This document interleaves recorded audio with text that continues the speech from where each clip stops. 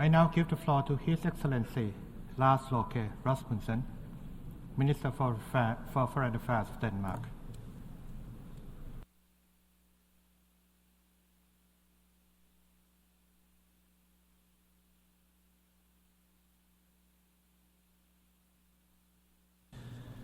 Mr. President, Mr. Secretary General, distinguished delegates, colleagues and friends, the High-Level Week is a welcome reminder that the vast majority of nations, large and small, do seek global unity. That the division we talk so much about is only sought by the few, and this gives me great hope. Yet, as we open the 79th General Assembly, we cannot close our eyes for the fact that conflicts and war are raging across the world. Mr. President, it is utterly unacceptable that a permanent member of the Security Council continues to violate the most basic principles of the UN Charter. Wars of aggression are altering borders, and altering borders is and should remain a thing of the past. An imperial practice that has absolutely no place in the 21st century.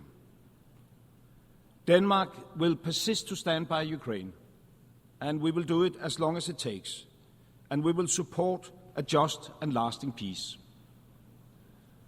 The summit on peace that was held in Switzerland in June clearly showed that there is strong global support for peace based on the UN Charter.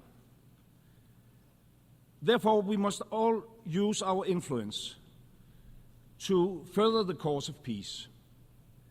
But it must be a peace that does not reward the aggressor for his brute use of force. Otherwise, we set a very, very bad precedent. Otherwise, we undermine the very principle on which the UN was founded. Mr. President, almost a year has passed since Hamas's horrendous attack on Israel the 7th of October. The cruelty and barbarity we witnessed that day was shocking, and I think none of us are able to really comprehend the shock and trauma this day has caused upon Israel, and which will forever symbolize the darkest chapter of the country's history. The terrorism of Hamas sparked a downward spiral of human suffering and regional instability. The humanitarian situation in Gaza is catastrophic and the human suffering unbearable. Hundreds of thousands of people have been displaced all over the region. And there's a very, very real risk of an all-out regional war, which would affect not only the people in the region, but all of us. This must end, and this must end now. A ceasefire is urgently needed. All parties should exercise restraint and contribute to de-escalation. And then we should start thinking about tomorrow, thinking about the future. Not tomorrow, not next week, but right now. The current horrible situation may also contain the seeds of a new beginning. A new beginning leading to a just and lasting peace for all, unleashing the potentials of the whole region, allowing everybody to see a future for themselves and their children, breaking with the vicious circle of violence that has lasted much too long. Such a more promising future can only be based on the two-state solution. And we all need to work together to create the conditions for that two-state solution to materialize. By building the capacity of the Palestinian Authority to take on the role of legitimate and effective government in the future Palestinian state. by stabilizing the West Bank, and by already now start preparing for early recovery and reconstruction of Gaza. I call on all parties to make such a development possible, to the benefit of the people of Israel, to the benefit of the people in Palestine, and thereby to the benefit of the whole region and the world at large. Mr. President, we often talk about Ukraine and Gaza in these halls. But sadly, people are dying and people are suffering from conflicts in many other countries. I'm deeply concerned with the continued fighting in Sudan and the humanitarian consequences for the civilian population. More than 10 million people have been displaced. In Sudan, there is an urgent need for political dialogue and for putting a halt to the conflict. As there is in Yemen, in Haiti, Syria, Afghanistan, Myanmar, the Democratic Republic of Congo, the list tragically goes on and goes on. And in the wake of our collective inability to stop the wars, the respect for international law is slowly undermined. Mr. President, as a small country, Denmark is conscious that our safety and security depend on international rule of law. The respect for basic UN principles, sovereign equality, territorial integrity and political independence for all states, it's fundamental to international peace and security. And as we uphold these principles, the respect for human rights and international humanitarian law must be at the core. Denmark is a strong supporter of the international justice system and the work and independence of the ICC and the ICJ. The ICJ has an important role in the peaceful settlement of disputes, and the ICC is crucial for the global fight against impunity. Without respect for international law, we are looking at a world where might makes right and brute force rules. And this is very, very dangerous. Mr. President, I began by stating that the vast majority of nations, luckily, seek unity and international cooperation. Earlier this week, in the Pact for the Future, we all reaffirmed our commitment to the UN Charter. And we outlined a clear direction towards a transformed system of global governance. The existing system has enabled nations to lift people out of poverty, millions of people, to eradicate diseases, and to advance better education for children around the globe. This is indeed big achievements. But after almost 80 years of service, that system is in need of a serious update. Mr. President, it is urgent to reform the international financial architecture. It needs to be more representative. It needs to be more effective. Denmark supports a stronger representation of African countries in the Bretton Woods institutions. We agree that global financial safety nets must support all countries, including the poorest when a major crisis hit. This should not be dependent on voluntary donors' contributions. We agree that all countries, on an equal basis, must be subject to independent, transparent, and accurate credit ratings. And we agree that we need to find sustainable solutions to the high levels of debt faced by many countries.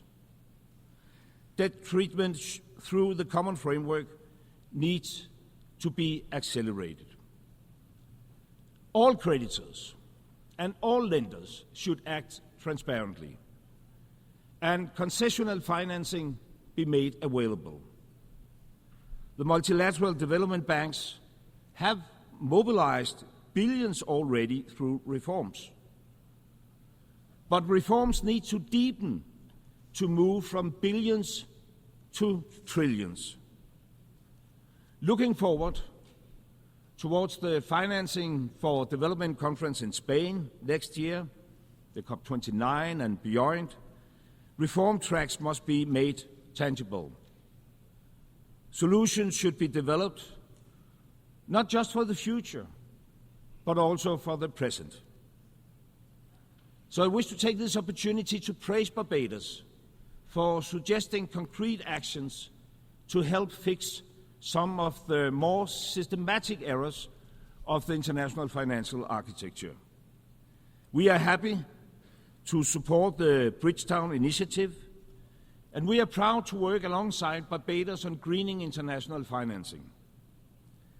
We encourage others, including the UN and the international financial institutions, to work together, to be bold, and to achieve the necessary progress on the reform of the international financial architecture. Mr. President, while we reform for a more just financial architecture, we need to sustain levels of development assistance to the poorest countries. So therefore, commitments made should be honored. Denmark remains a member of a club that is absolutely far too exclusive. The club of countries that meet the UN targets of providing 0.7% of our gross national income for official development assistance. It is a good club, but we have too few members, so we invite others to join. In April this year, African heads of state met in Nairobi to call for an ambitious replenishment of the World Bank's International Development Association's IDA. And we have decided to respond to that call. Denmark intends to increase our contribution to IDA with 40%. For the IDA 21 replenishment, we will contribute with $479 million. And we encourage all, whether it's current or new donors, whether they are big and small, to help us reach an ambitious replenishment. Mr. President, in June this year, Denmark was proudly elected to the UN Security Council for the term 25-26. I was personally present and voting here in this grand hall that day, and I wish to thank member states for the strong show of confidence and support. It will be an honor to serve on the Council. As we look forward to our membership, I cannot help but wish that the Council were in better shape, more accountable, more effective, more transparent, and above all, more inclusive and representative. The world needs a Security Council that reflects the world of today, that is able to respond to the security concerns of people all around the globe. To Denmark, it is evident that this calls for an expansion of the Council. We wish to see both more permanent and more elected members. And we wish to limit the use of the veto. Both aspects are long overdue. Mr. President, time is of the essence. The year 2030, that once seemed like a distant dot on the horizon, is now only 6 years away. Yet, only 70% of the SDGs are on track to be realized. And we are far, far from on track to fulfill our climate targets. The accelerating climate crisis must be met with accelerating climate actions. We need more ambitious reductions. We need more support for climate change adaptation. And we need to speed up and we need to scale up climate financing. No country can solve these global challenges alone. But no country is too small or too big to contribute. Everyone is needed. As a long-standing and dedicated supporter of global cooperation, Denmark, I can assure you, will continue to do our part. We will deliver on promises made, and we will push for more ambitious targets and for concrete actions. And we will do that for the present and for the future. Thank you very much.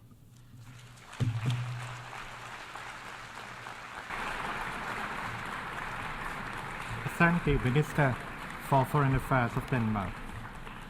I now give the